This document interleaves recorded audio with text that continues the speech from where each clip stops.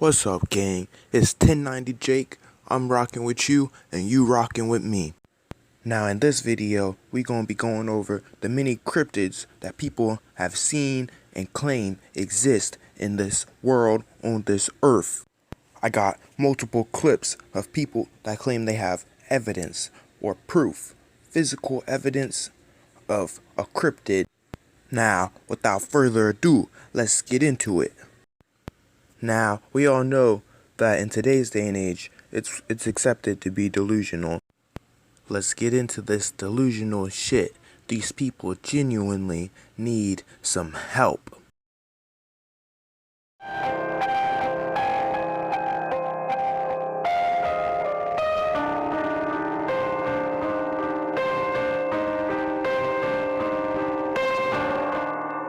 No matter where you grew up, everyone has a legend. Where I'm from, it just happens to be the scariest of them all. Raised in South Jersey, every kid knew the story of the Jersey Devil. Passed down from generation to generation around campfires and small gatherings, for hundreds of years people have told the tale of Mother Leeds and her 13th child. And quite frankly, it has scared the shit out of us. It's said that one stormy night in 1735, Mother Leeds, pregnant with her 13th child, was fed up with childbirth. Story has it that as this baby was being born, Mother Leeds cursed it, begging for the devil himself. What was born that night, hooves, horns, wings and all, is what we know now to be the Jersey Devil. As I grew older, I became more intrigued by the stories and the encounters surrounding the Jersey Devil. And so, I decided to do some investigating of my own. In this video, I will take you along with me on a journey into the unknown. Now, that young lady said when she was a kid, she had heard stories of a cryptid. Now, as a child, we all hear those types of stories. Think about it. On all these holidays, we have the Easter Bunny, we have Santa Claus, the Tooth. So you can't blame a child for believing in these types of things. But later, she says that as an adult, she came to believe in these things even more. Now, to me, that's ridiculous, because as an adult, all of those other things, we all just let dissipate, and we don't believe in. We're about to see her first two. Hi guys! How are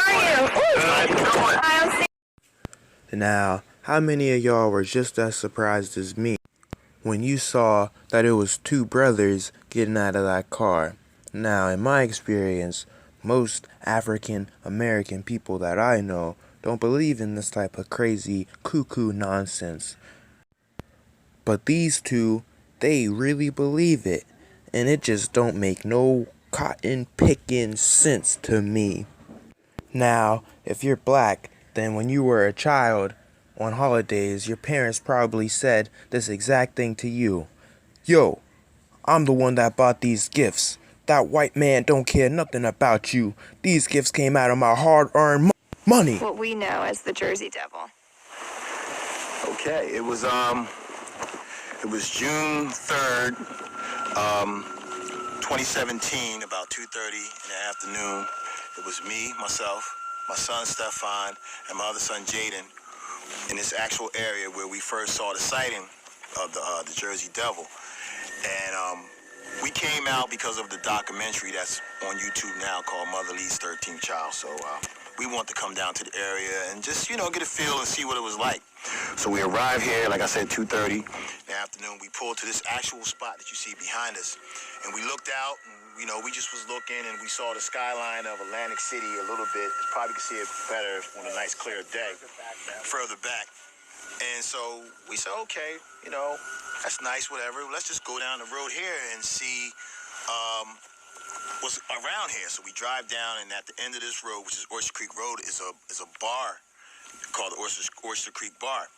So it was when we turned around, and on our way coming back, I'm driving, and I'm looking out to my left, and you know, doing maybe like I say, maybe 30, 40 miles per hour, is when I started seeing something that looked like a tan, sand color, khaki color camel. And I'm like, what am I looking at? And I seen it, but it was breaking up because of me driving and the passing of the trees.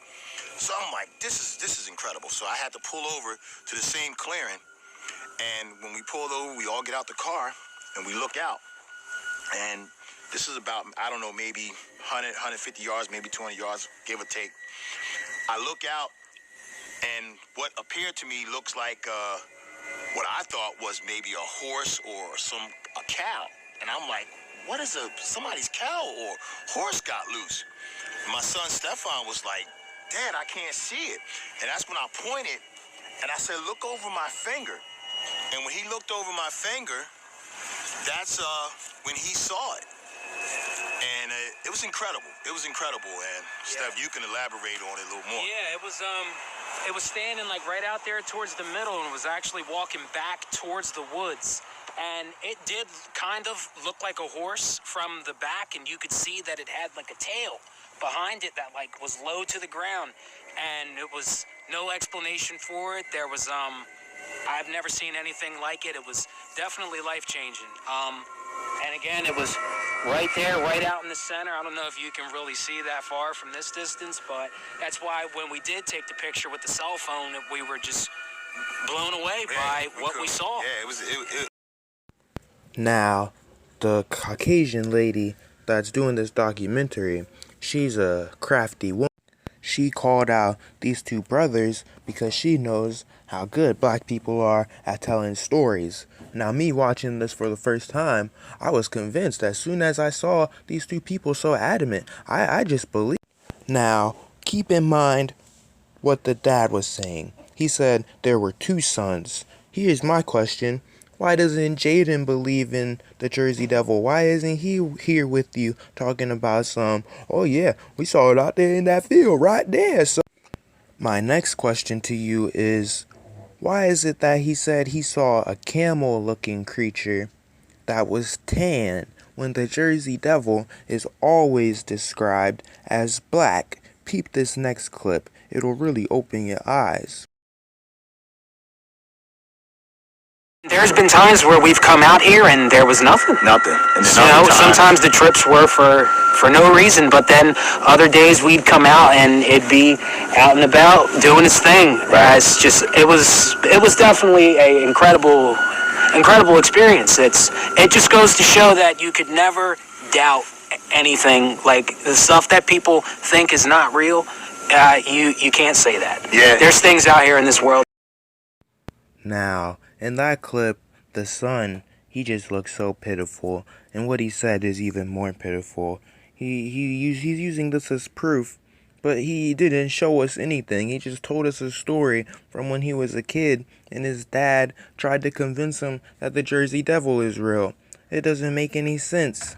First of all, you said it was black, but your dad said when he was driving 40 miles an hour that he saw something tan out there. What tan? How does tan look like black in the light of day? So crazy. I feel bad for this son. He's just trying to get his dad's approval. But man, this ain't the way. This next guy, he's crazy, but bless his heart. These drawings right here are beautiful.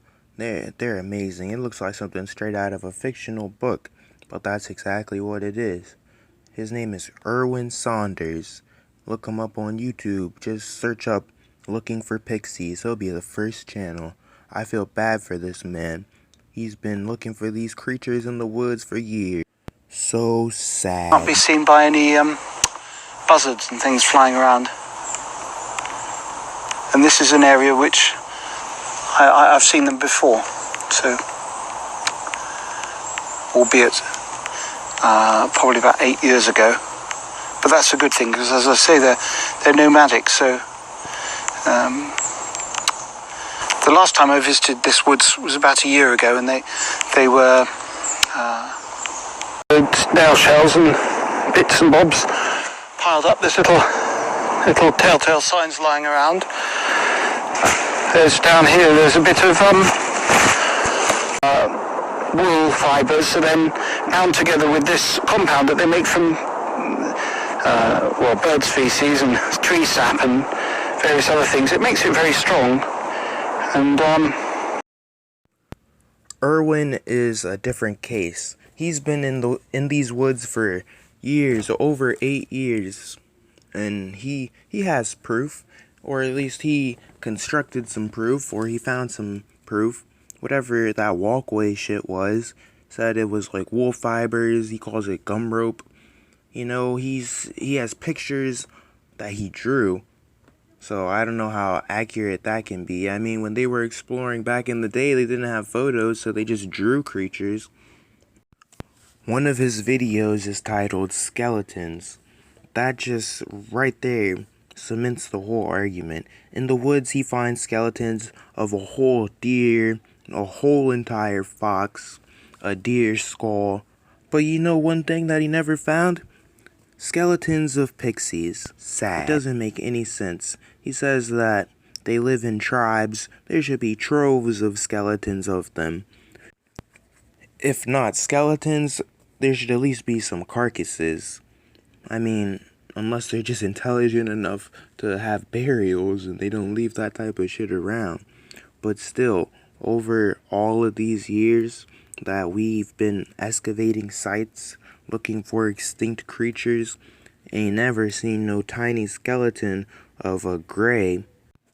That's Irwin Saunders on YouTube. You can look him up and see some videos for yourself. Now, this is a news clip. It's crazy. These niggas are getting on the news. This is a picture of Bigfoot. Just like Irwin didn't have a picture. But come on now. What even is that? You can't even tell what it is. Now, in real life, we discover a species and we document it. We got pictures, videos. We even domesticated some of those species. We just have evidence of them. They exist. They're so abundant. And even the ones that are going extinct, and there's only like 1,000 left of the species, 100 left of the species, we can still find. That's my problem with a lot of these cryptids. These people are just using hoo-ha and hee-haw as their evidence. It's almost like these delusional people in society today.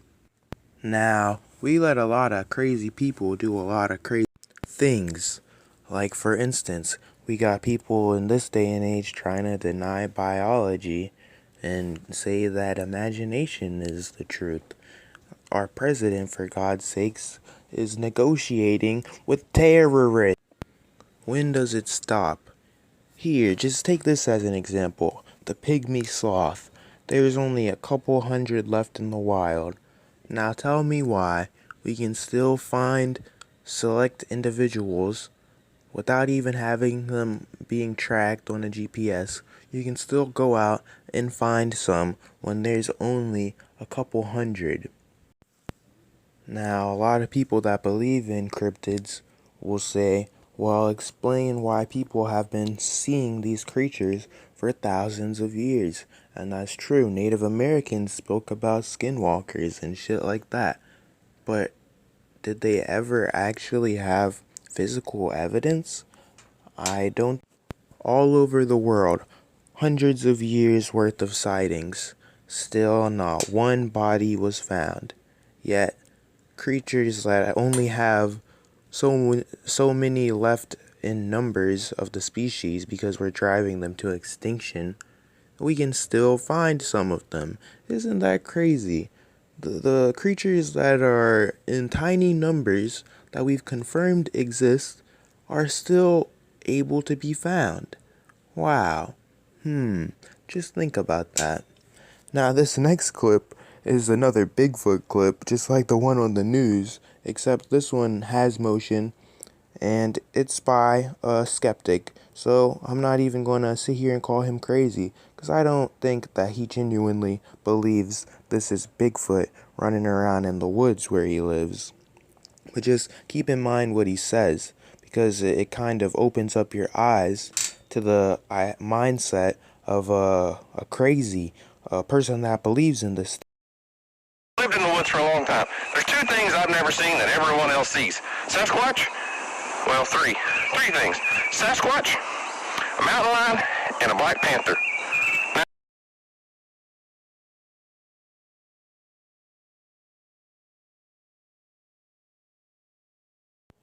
If you didn't see it, go back, look at the left side of the screen. Running through the woods, you can see something. Running, flying, whatever it is, it's trying to escape the fire that he set because he was burning leaves. Which is kind of crazy to me. Like, I wonder how you control that. But just keep in mind, he says there's three things that he always hears people see. Two of those are real creatures. And after the video, he says he believes mountain lions are in the area, but not black panthers. It's just crazy, because how can you equate something like that to Bigfoot? You literally don't see it. You don't know what it is. Our minds work in mysterious ways sometimes. That's all I can say. Now, this next clip, for all the people who believe adamantly that these creatures exist, this is what you look like. You look like Beastmaster 64. Come on now, yo. Legitimately believing in Pokemon and shit. Literally, humans are the worst. This world is terrible. I don't want to sound like a nihilist or a depressed millennial, but this is just going too far. In this day and age, it is time to stop. It's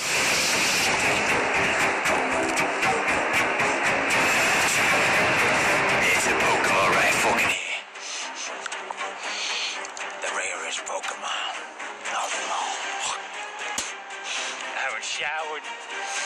I haven't taken a shit. I'm constipated. Hold on, let me check my GPS. Now, that's it for me. Thanks for watching this video. Leave a like and subscribe. Let me know if y'all want to see more types of content like this. Erwin Saunders, S-A-U. Look him up. He's on YouTube. I want to see that old man die happy. He's a genuine wholesome guy. And Beastmaster 64, that's our main man Pewds. He doesn't need any more subscribers. It would be cool to see him at 1 billion though, so go subscribe to him too. Peace out. Leave a like and subscribe. Thanks for watching this video, guys.